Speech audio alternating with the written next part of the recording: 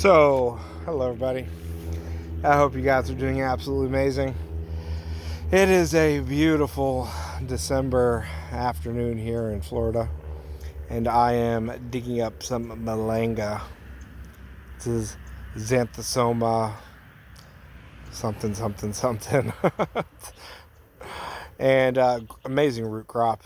Super easy to grow, zero pest, zero disease, grow it in pots, stick it anywhere. And it's that time of year when I am harvesting plants and actually replanting them.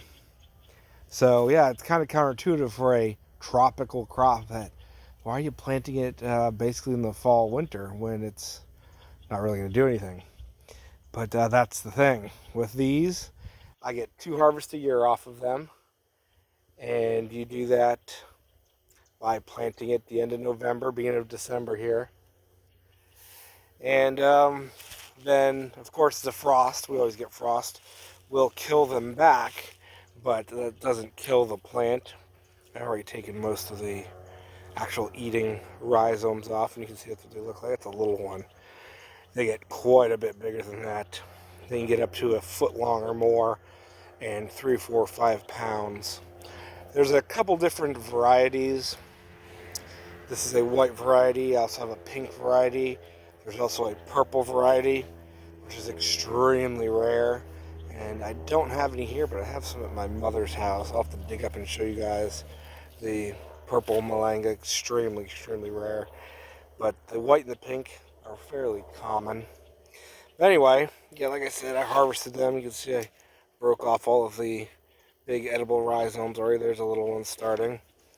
And what I'll do is I'll just come and trim all these leaves off. You can see they still have all the stalks on them. Leave about, I don't know, 6 inches or so of green, and that will be the new mother plant.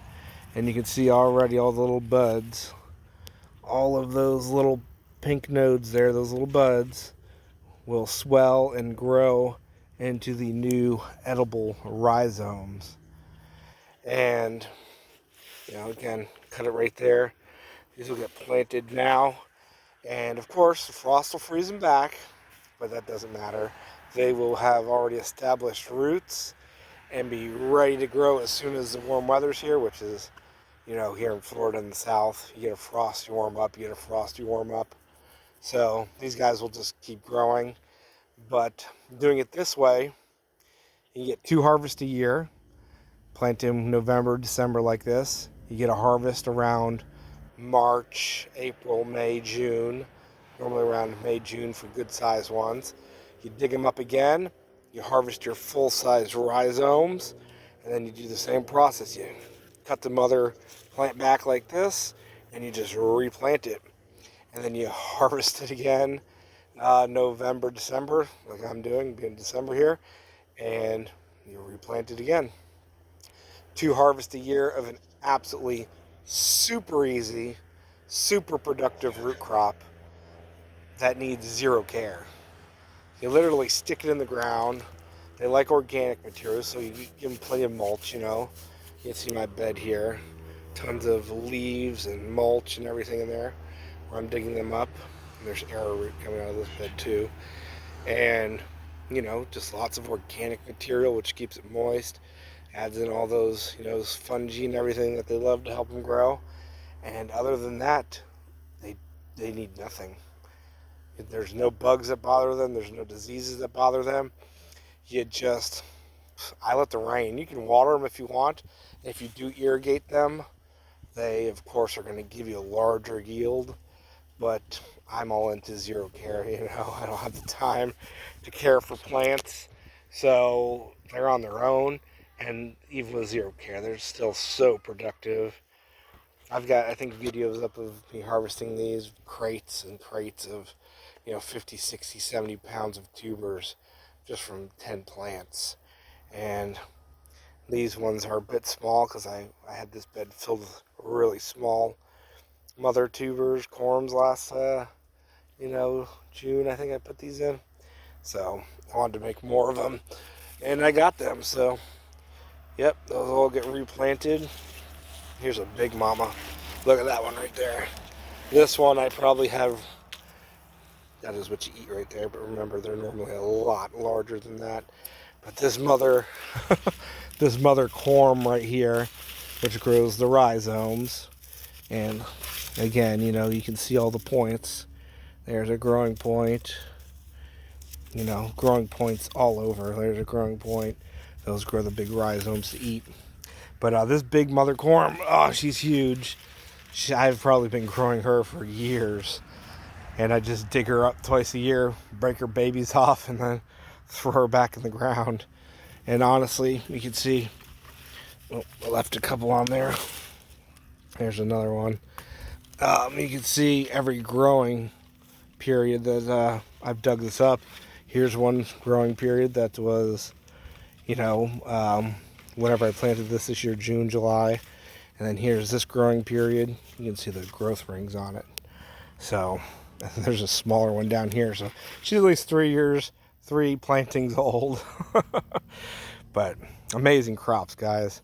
I'm going to show you a bed that I put in the beginning of November-ish, which is just taking off. I'll show you that.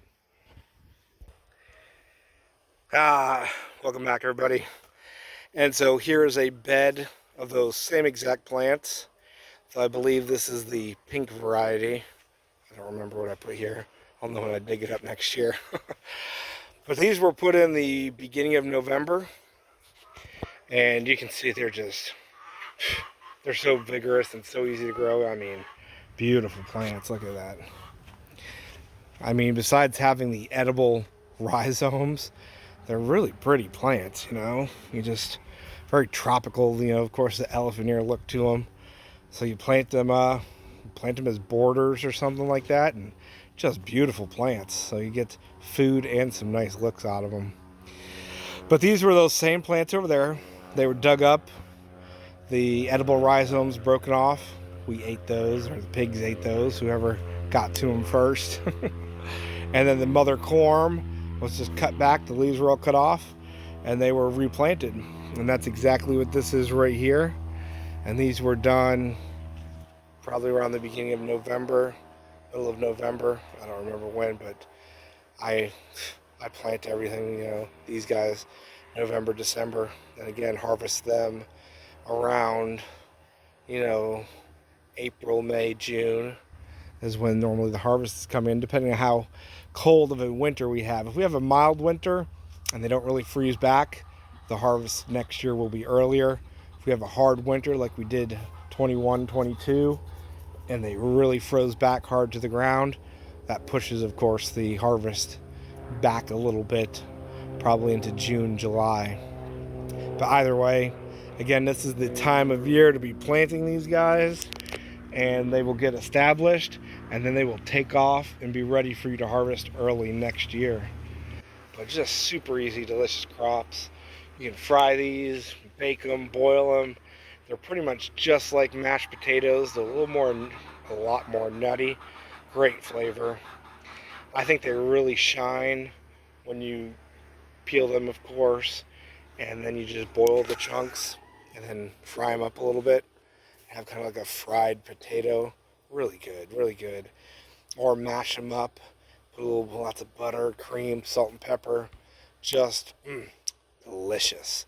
Or dice it up into small cubes and make like hash browns out of it. Super easy crops, guys. These are the things you need to be growing. I know I've repeated it, but zero care from me. Look at this bed right here. This is a huge bed here. The sun's on my screen, so I can't see really what I'm pointing at, but there you go.